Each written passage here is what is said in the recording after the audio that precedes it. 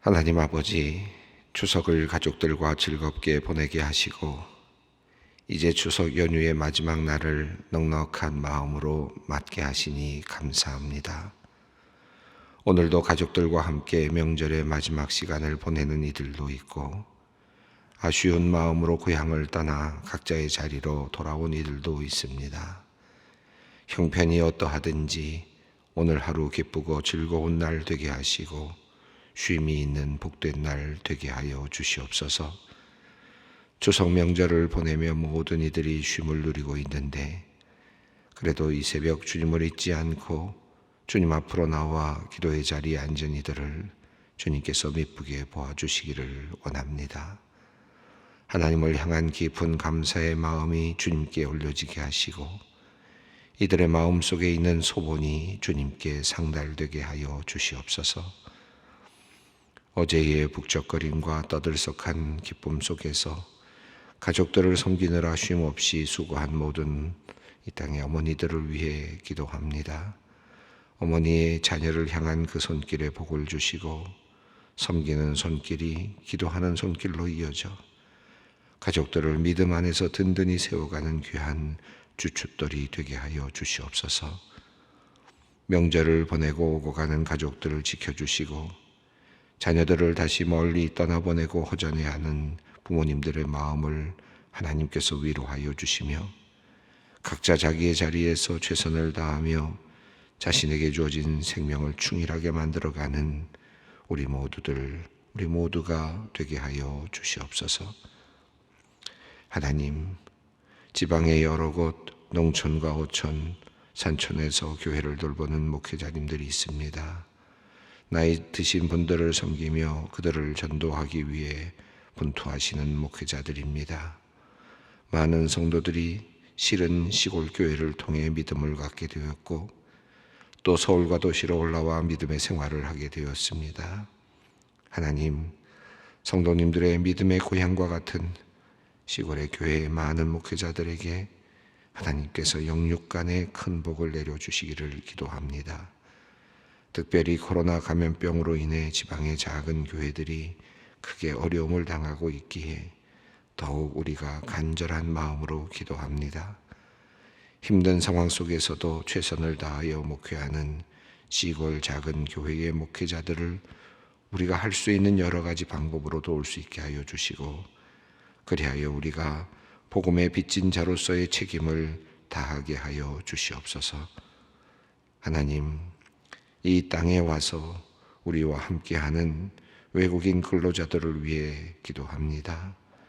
추석의 풍성함과 명절의 아름다운 풍경이 그들에게 외로움과 슬픔이 되지 않도록 위로하여 주시기를 원합니다.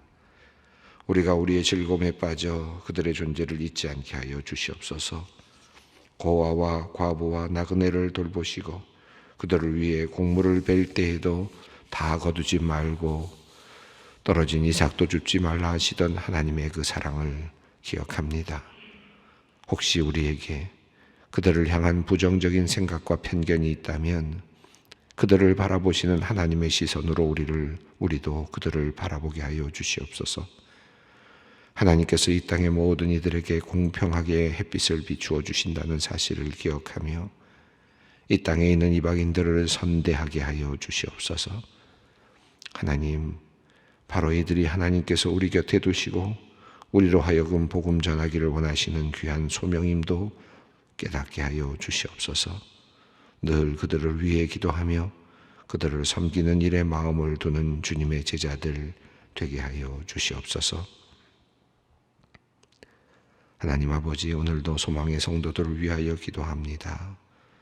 출산을 3달여 앞둔 시점에서 조기 진통 증상으로 입원한 성도님이 있습니다. 직장 생활하며 첫 아이를 키워오느라 몸과 마음에 많은 무리가 있었던 것 같습니다. 하나님, 이 명절 기간에 가족과 떨어져 홀로 힘들게 병상에 누워있는 우리 성도님, 하나님께서 친히 능력의 손으로 붙잡아 주시옵소서. 가장 적절할 때 출산할 수 있도록 임산부의 몸을 지켜주시고 복중의 태아도 몸도 안전하게 지켜주시옵소서. 태어나는 그날까지 안전하게 엄마의 복중에서 태아가 잘 발육되고 건강함을 유지할 수 있도록 주님 은혜를 베풀어 주시옵소서. 중환자실에 있는 형님을 위해 간절히 기도하는 집사님의 기도를 들어주시옵소서. 2주 전 뇌출혈로 쓰러져 현재까지 중환자실에 있는 형님을 위한 간절한 기도입니다. 주님 들어주시고 응답하여 주시옵소서. 인생의 아픈 자국들이 많은 형님이시기에 오늘도 동생의 기도는 간절합니다. 주님께서 생명의 주인 되시며 구주인 것을 형님께서 병상에서 받아들이고 구원을 얻기를 원하는 마음이오니 주님께서 이 소원 들어주시옵소서. 의료진의 손길 지켜주시어 의식이 속히 회복되게 하시고 살아계신 주님을 만나는 귀한 역사를 허락하여 주시옵소서. 추석 명절 휴가 기간 동안 우리나라 23세 이하 야구 국가대표팀을 이끌고 38명의 선수, 감독, 코칭, 스태프와 함께 멀리 멕시코로 떠난 젊은 집사님이 있습니다. 무엇보다 귀국할 때까지 멀리서 무탈하게 소임을 다할 수 있도록 인도하여 주시옵소서. 돌아올 때에는 기쁨과 좋은 열매로 돌아오게 하시고 단장으로 섬기는 모든 영역에 빈틈이 없도록 주님께서 지켜주시옵소서. 기업인으로서 회사를 잠시 비워야 하는 상황이오니 그러나 주님께서 그동안 기업이 잘 유지되고 발전되도록 도우시고 역사하여 주시옵소서. 이제 주님의 말씀 앞으로 나아갑니다. 우리가 육의 양식뿐 아니라 영의 양식으로 채워지기를 소망합니다. 육적으로는 힘차 보이나 영적으로는 죽은 자 되지 않도록 날마다 주의 말씀 듣고 말씀으로 생명의 힘을 얻게 하여 주시옵소서. 오늘도 주실 말씀 기대합니다. 주님 말씀하여 주시옵소서. 우리 주 예수 그리스도의 이름으로 기도드리옵나이다. 아멘. 오늘 우리에게 주시는 하나님의 말씀은 사무엘상 9장 1절로 14절까지 말씀입니다. 사무엘상 9장 1절로 14절까지 말씀 함께 봉독합니다. 베냐민 지파에 기스라 이름하는 유력한 사람이 있으니 그는 아비엘의 아들이요 수롤의 손자요 베고라스의 증손이요 아비야의 현손이며 베냐민 사람이더라. 기스에게 아들이 있으니 그의 이름은 사울이요 준수한 소년이라. 이스라엘 자손 중에 그보다 더 준수한 자가 없고 키는 모든 백성보다 어깨 위만큼 컸더라. 사울의 아버지 기스가 암나기 들을 잃고 그의 아들 사울에게 이르되 너는 일어나 한 사환을 데리고 가서 암나귀들을 찾으라 하매 그가 에브라임 산지와 살리사 땅으로 두루 다녀보았으나 찾지 못하고 사알림 땅으로 보았으나 그곳에는 없었고 베냐민 사람의 땅으로 두루 다녀보았으나 찾지 못하니라. 그들이 숲 땅에 이른 때에 사울이 함께 가던 사원에게 이르되 돌아가자. 내 아버지께서 암나기 생각은 고사하고 우리를 위하여 걱정하실까 두려워하노라 하니 그가 대답하되 보소서 이 성읍에 하나님의 사람이 있는데 존경을 받는 사람이라. 그가 말한 것은 반드시 다 응하나니 그리로 가사이다. 그가 혹 우리가 갈 길을 가르쳐 줄까 하나이다 하는지라. 사울이 그에게 사환에게 이르되 우리가 가면 그 사람에게 무엇을 드리겠느냐. 우리 주머니에 먹을 것이 다하였으니 하나님의 사람에게 드릴 예물이 없도다. 무엇이 있느냐 하니 사환이 사울에게 다시 대답하여 이르되 보소서 내 손에 은 한 세겔의 4분의 1이 있으니 하나님의 사람에게 드려 우리 길을 가르쳐 달라 하겠나이다 하더라. 옛적에 이스라엘 사람이 하나님께 가서 물으려 하면 말하기를 선견자에게로 가자 하였으니 지금 선지자라 하는 자를 옛적에는 선견자라 일컬었더라.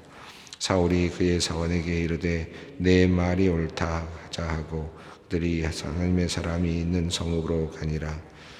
그들이 성읍을 향한 비탈길로 올라가다가 몰 기르러 나오는 소녀들을 만나 그들에게 묻되 선견자가 여기 있느냐 하니 그들이 대답하여 이르되 있나이다. 보소서 그가 당신보다 앞서갔으니 빨리 가소서.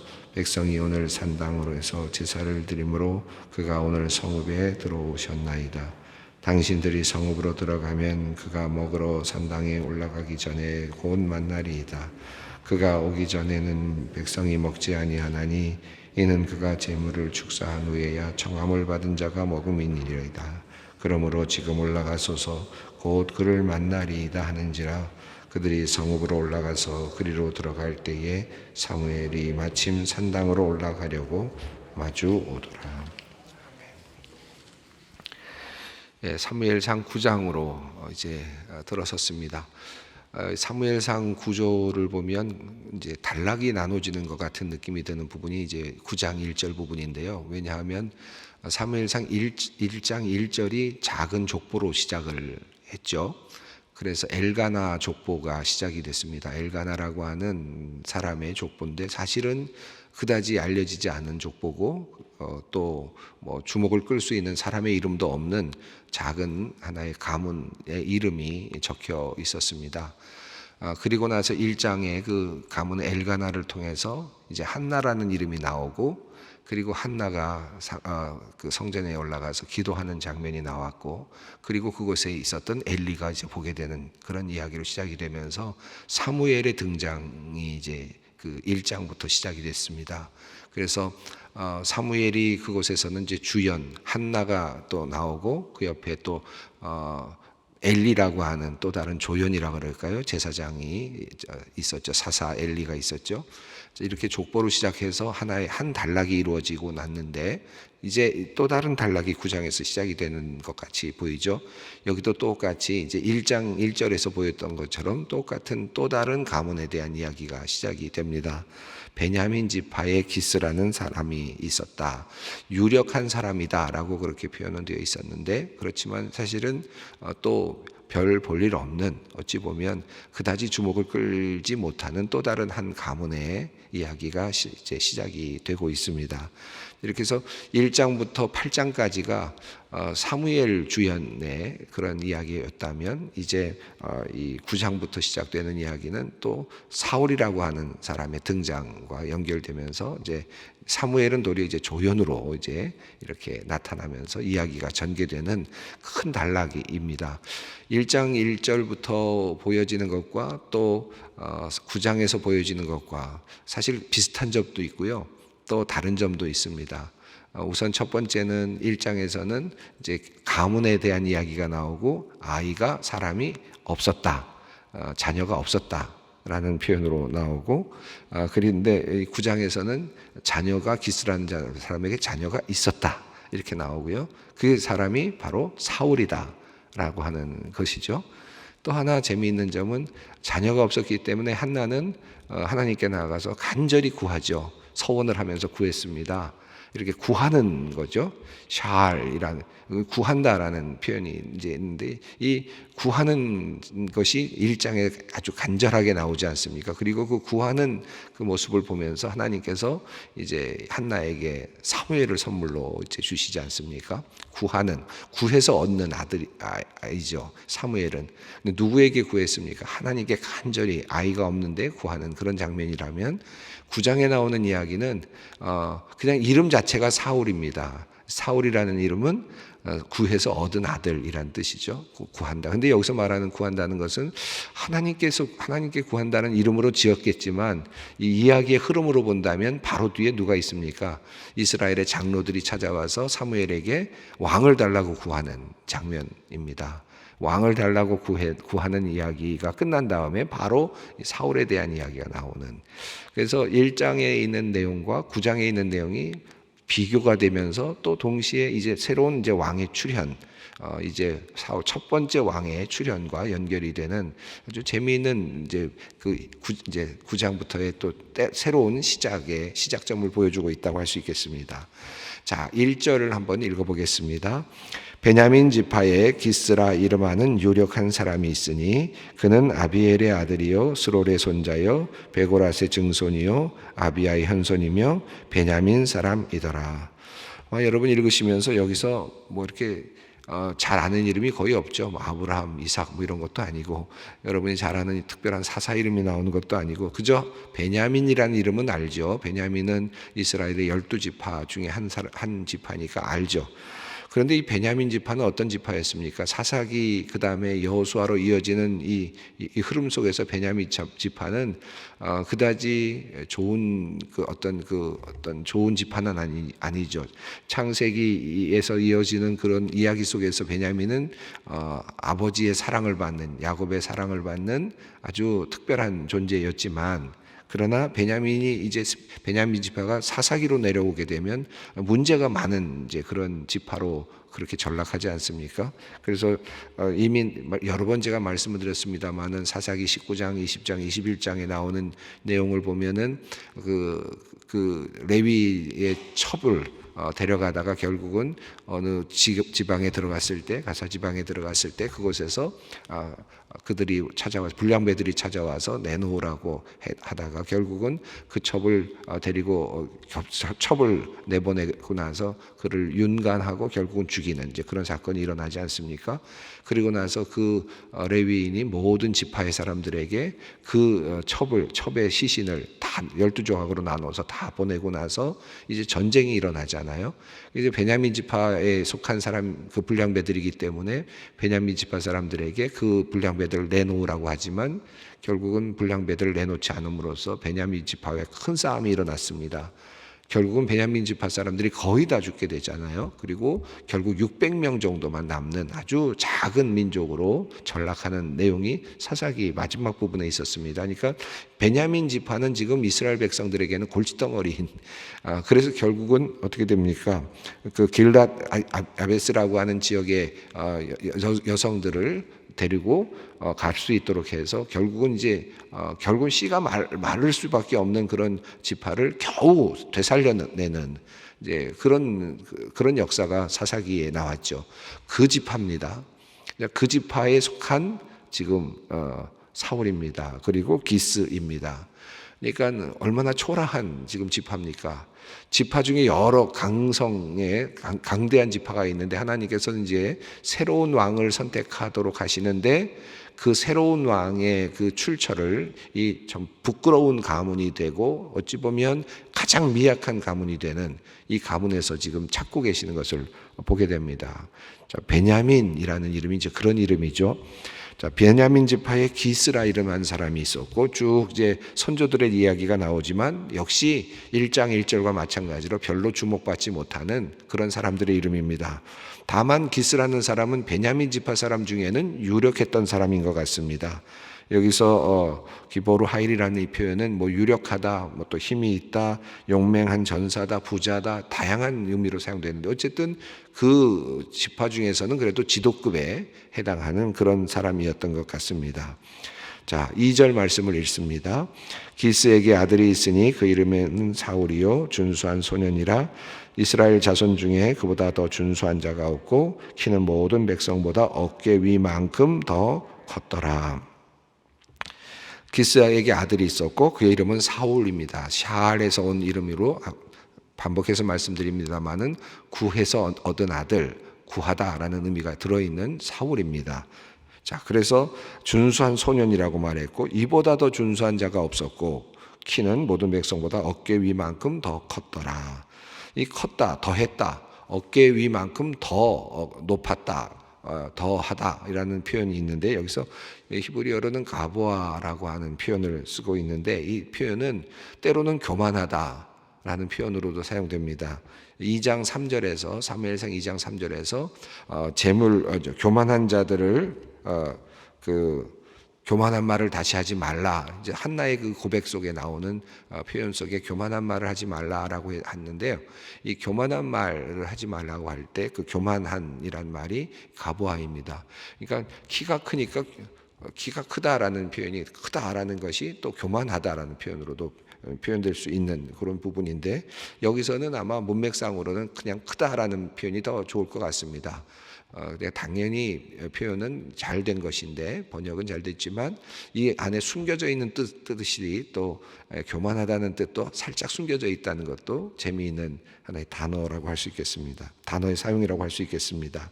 자, 3절 말씀을 읽습니다. 사울의 아버지 기스가 암나기들을 잃고 그의 아들 사울에게 이르되 너는 일어나 한 사환을 데리고 가서 암나기들을 찾으라 하매 3절부터 여러분 얼마 전에 제가 설교를 하면서 잃은 것이 얻게 한 것이라는 제목으로 이 말씀을 가지고 설교를 했습니다. 그래서 아마 여러분 기억하시는 분들도 계실 텐데 전혀 새롭게 들리시는 분들은 그것도 하나님의 은혜니까 그대로 여러분 또 새롭게 읽어 나가시면 좋겠습니다. 지금 암나귀를 잃었다고 했고요. 그리고 이제 암나귀를 잃어서 사환들을 데리고 지금 사환을 데리고 가서 암나귀를 찾아오라고 했습니다. 이 암나귀는 당시로서는 그냥 하나의 나귀, 뭐 이렇게 유력한 집안인데 암나귀가 이렇게 뭐 이렇게 귀하냐 할 수 있지만 당시로선 나귀는 굉장히 중요한 하나의 교통수단이었고 아주 순하고 암나귀 같은 경우는 아주 집에서 교통수단으로 사용하는 또 권위적인 하나의 상징으로 재물의 상징으로 재산의 상징으로 이렇게 보이는 그런 문화적인 어떤 상황에 있었기 때문에 암나귀는 굉장히 소중한 그런 당시의 것이었다고 할 수 있고 가축 중에서도 매우 소중하게 다루는 그런 것이었습니다. 당연히 암나귀는 집으로 돌아와야 되죠. 왜냐하면 훈련을 그렇게 받았고 집을 잘 알고 또 나갔다가는 반드시 집으로 돌아오는 그런 반복을 했기 때문에 암나귀는 당연히 집으로 돌아와야 되는데 지금 이상한 일이 일어난 겁니다. 여기서 암나귀를 그냥 잃었다라고 말하는 것은 그냥 짐승 하나를 잃었다는 것이 아니라 늘 타고 다니던 자동차가 사라졌다 그런 느낌이라고도 할 수 있겠고 당연히 돌아와야 되는 당연히 집을 찾아 돌아올 수 있는 그런 나귀가 갑자기 그런 기능을 잃어버렸다는 것이라고 할 수 있겠습니다. 그러니까 하나님의 손길이 이제 있는 거죠. 자, 한 사환을 데리고 가라고 그렇게 이야기를 합니다. 자, 4절 말씀입니다. 그가 에브라임 산지와 살리사 땅으로 두루 다녀보았으나 찾지 못하고 사할림 땅으로 두루 다녀보았으나 그곳에는 없었고 베냐민 사람의 땅으로 두루 다녀보았으나 찾지 못하니라. 여기서 살리사, 사할림이란 표현은 정확하게 어떤 지명이라고 보여지지는 않아요. 지명이긴 지명인데 어떤 우리가 찾을 수 있는 지명은 아닌 것 같아요. 그냥 여기저기 다녀보았다라는 의미로 사용되는 것 같은데 살리사 땅이란 표현은 세 개의 고개, 세 고개 이런 뜻이고 사할림 땅은 뭐 여우길 뭐 이런 뜻이니까 그냥 어디에나 있을 수 있는 그런 곳입니다. 여기저기 살펴보았다라고 볼 수 있겠고 베냐민 지파의 사람의 땅이라고 하는 것도 굉장히 광활하죠. 그러니까 베냐민 지파 사람으로서 베냐민 지파가 지금 그 관장하고 있는 땅을 다 다녀봤다는 말은 자기 집 주위에 있는 모든 땅을 다 다녀봤다는 의미이기도 하겠습니다. 자, 5절 말씀 읽습니다. 그들이 숲 땅에 이른 때에 사울이 함께 가던 사환에게 이르되 돌아가자 내 아버지께서 암나귀 생각은 고사하고 우리를 위하여 걱정하실까 두려워하노라 하니 이 숲이라는 땅이라고 되어 있는데 숲 땅은 그 1절에 그 엘가나 가문에 대한 사무엘의 가문이죠. 사무엘의 가문에 대한 이야기가 나올 때 숲의 현손이요 엘가나가 이렇게 표현이 되고 있습니다. 그러니까 숲은 사람 이름이면서 또 지명인 그런 것이라고 할 수 있겠습니다. 과거에 하란이라는 것도 지명이면서 인명이 있었죠. 아브라함과 관련했을 때 마찬가지로 그 지명과 인명은 함께 갈 때가 있습니다. 같이 갈 때가 있는데 아마도 그런 것이 아닌가 싶고 그렇게 된다면 이 땅은 라마일 가능성이 높겠습니다. 자, 이 라마에서 지금 또는 숲 땅에서 뭐 그냥 숲 땅이라고 해도 좋겠는데 숲 땅에서 이제 이런 때에 이제 빨리 돌아가자라고 생각을 하게 되는데 6절입니다. 그가 대답하되 보소서 이 성읍에 하나님의 사람이 있는데 존경받는 사람이라 그가 말한 것은 반드시 다 응하나니 그리로 가사이다. 그가 혹 우리가 갈 길을 가르쳐 줄까 하나이다 하는지라.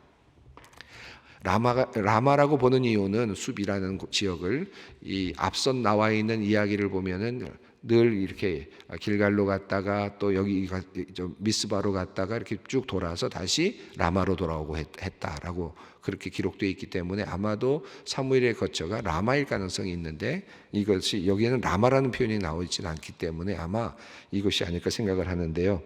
이 성읍에 하나님의 사람이 있다. 이거 누가 이야기합니까? 이 사환이 지금 이야기를 합니다. 그리고 우리가 갈 길을 가르쳐 줄까 하나이다. 여기서 이 단어는 이 표현은 두 가지로 다 가능할 것 같아요. 우리가 돌아왔던 길을 준다라는 의미도 있고, 우리가 갈 길을 가르쳐 준다, 돌아가야 될 길을 가르쳐 준다 하는 의미도 있을 것 같습니다. 또 우리가 앞으로 갈 길을 가르쳐 준다는 의미도 있는 것 같은데, 여기서 우리가 갈 길, 여기서 그냥 표현은 그렇게 되어 있지만 한국을 표현을 본다면 이것은 어찌 보면 이제 미래의 갈 길은, 지금 사울은 이 암나기를 찾으러 가는 길이 아니라 이제 왕으로 가는 길이죠. 뭐 아주 완전히 다른 길, 이제 새 길입니다. 이 길을 이제 전혀 사환은 알지 못했지만 암시적으로 이야기를 하고 있습니다. 7절 말씀입니다. 사울이 그 사환에게 이르되 우리가 가면 그 사람에게 무엇을 드리겠느냐? 우리 주머니에 먹을 것이 다하였으니 하나님의 사람에게 드릴 예물이 없도다. 무엇이 있느냐 하니. 8절입니다. 사환이 사울에게 다시 대답하여 이르되 보소서 내 손에 은 한 세겔의 4분의 1이 있으니 하나님의 사람에게 드려 우리 길을 가르쳐달라 하겠나이다 하더라. 사환, 여기서 굉장히 재미있는 한 가지를 본다면, 지난번 설교에서 말씀드리지 않았습니다만은 사환의 관점에서 본다면 또 굉장히 재미있는 이 이야기의 흐름이 있습니다. 왜냐하면 사환은 그냥 얼떨결에 주어진 거죠. 기스가 사환과 함께 가라고 해서 갔죠. 그런데 사환이 이제 모든 역할을 하는 중심에 있습니다. 첫 번째는 사환이 이 사울과 함께 움직이는데, 두 번째는 가다가 이 수비라는 지역에 이르렀을 때 이 사울은 제대로 알지 못했던 정보였는데 사무엘에 대한 정보를 가지고 있었고, 사환은, 그리고 사환은 또 그분에게 갈 수 있을 만큼의 은 세겔의 4분의 1 정도를 갖고 있었습니다. 그러니까 사울이 사무엘에게 가게 하는 데 있어서, 사무엘을 만나게 되는 데 있어서 가장 결정적인 역할을 한 사람은 사환이죠. 하나님께서 그 돕는 사람을 보내셨어요. 하나님께서 역사하시는 일 가운데 하나님께서 돕는 사람을 전혀 그가 누군지도 모르는데, 그리고 더 나아가서 사울에게는 사환은 지금 종이죠. 보잘것없는 사람이죠. 소년이고 그리고 그런 사람인데, 이 사환이 도리어 사울을 끌고 가고 사울의 운명을 바꾸는 역할을 하는, 우리 주위에 어떤 사람이 있을지 몰라요. 그죠? 하나님께서 역사하시는 그 역사의 흐름 속에서 보면 내 옆에 있는 사람들 중에서 참 연약한 사람 같은 사람들, 그런 사람들이 나의 운명을 바꾸는 일에 하나님께서 사용하실 수도 있는 거죠. 우리가 인생을 살면서 그런 일을 많이 보지 않습니까? 이 사환도 역시 마찬가지입니다. 사환은 지금 사울의 운명을 바꾸는데 아주 결정적인 역할을 하고 있는데, 그는 지금 종입니다. 이런 상황을 우리가 볼 수 있습니다. 이제 선지자라는 표현인데, 선견자는 미리 내다보는 사람이니까 옛날엔 그렇게 해서 불렸단 말이죠. 그래서 미리 내다보고 예언하는 사람이라면, 선지자는 미리 내다보고 예언하는 것을 넘어서서 또 하나님의 말씀을 대언하는 말씀의 증거자라고 할 수 있는데, 그 전에는 선견자라고 불렸다는 것입니다. 자, 그래서 그분에게 가게 됩니다. 11절 말씀을 읽습니다. 그들이 성읍을 향한 비탈길로 올라가다가 물길로 나오는 소녀들을 만나 그들에게 묻되 선견자가 여기 있느냐 하니. 자, 그러자 소녀들이 지금 빨리 올라가 보라고 이렇게 이야기를 합니다. 그래서 이제 그곳에 가면 만날 수 있을 거라고 이야기를 하죠. 14절 말씀을 읽습니다. 그들이 성읍으로 올라가서 그리로 들어갈 때 사무엘이 마침 산당으로 올라가려고 마주 나오더라. 예. 이렇게 해서 이제 그들이 이제 사무엘을 만나는 그런 장면으로 이어집니다. 물 기르러 나오는 여인, 이 물 기르러 나오는 여인 이야기 속에는 상당히 많이 나오는 이야기는 그 결혼하게 되는 결혼 이야기죠. 그래서 리브가 물 기르러 나오는 이야기 속에서 이제 이삭과 리브가가 만나는, 이제 나중에 만나게 되는, 이제 늙은 종이 가서 그 리브가를 만나게 된다든지, 또 야곱이 라헬을 만날 때에도 물 기르러 나오는 여인을 만나게 되고, 십보라의 경우에도 물 기르러 나오다가 또 만나게 돼요. 그러니까 성경에 보면 이 물 기르러 나오는 자리가 결혼과 관련이 되어 있어요. 상당히 많은 경우에. 물론 물 기르러 나오는 이야기가 고대 근동에서는 물이 필요했기 때문에, 항상 있는 일이기 때문에 여러 가지 사건이 일어날 수 있지만, 성경에 보면 이제 그와 같은 일들이 이제 일어나게 됩니다. 그런데 이 이야기는 결혼 이야기는 아니에요. 사울의 이야기는 결혼의 이야기가 아닙니다. 그리고 또 하나 결혼의 이야기와 달리 소개되는 것이, 예수님이 그 사마리아 여인과 만나는 장면이 또 결혼의 이야기와는 다릅니다. 다만 이 사울의 이야기와 예수님의 이야기는 좀 다른 패턴으로 이어지면서 왕으로 오시는 이제 왕으로 간 왕의 어떤 등장, 새로운 왕의 등장으로서의 어떤 그런 역할을 하는 그런 모습으로 또 이야기가 흘러가고 있습니다. 오늘 하나님의 은혜 가운데 이제 사울은 잃은 암나기 때문에, 그리고 사환의 도움 때문에 이제 하나님의 역사 안으로 점점 끌려 들어가는, 하나님의 손길 안으로 지금 들어가고 있는, 섭리 안으로 들어가고 있는 모습을 봅니다. 그 옆에 여러 조연들이 함께 있습니다. 하나님께서 우리들의 인생도 그렇게 인도해 가십니다. 우리 추석을 보내면서 우리 많은 분들이 조상님들도 생각을 하고, 그러나 우리가 앞서신 우리 선조들 기억하지만, 그러나 우리 가정에 진정한 우리를 이끌어 주시는 귀한 도움 그리고 복은 하나님으로부터 온다라는 사실을 꼭 기억하면서 도울 사람을 보내주시고 또 여러 가지 사건들을 통해서 우리를 도와가시는 하나님을 생각하면서 오늘 기도의 자리로 나아가겠습니다. 하늘에 계신 우리 아버지, 아버지의 이름을 거룩하게 하시며 아버지의 나라가 오게 하시며 아버지의 뜻이 하늘에서와 같이 땅에서도 이루어지게 하소서. 오늘 우리에게 일용할 양식을 주시고 우리가 우리에게 잘못한 사람을 용서하여 준 것 같이 우리 죄를 용서하여 주시고 우리를 시험에 빠지지 않게 하시고 악에서 구하소서. 나라와 권능과 영광이 영원히 아버지의 것입니다. 아멘.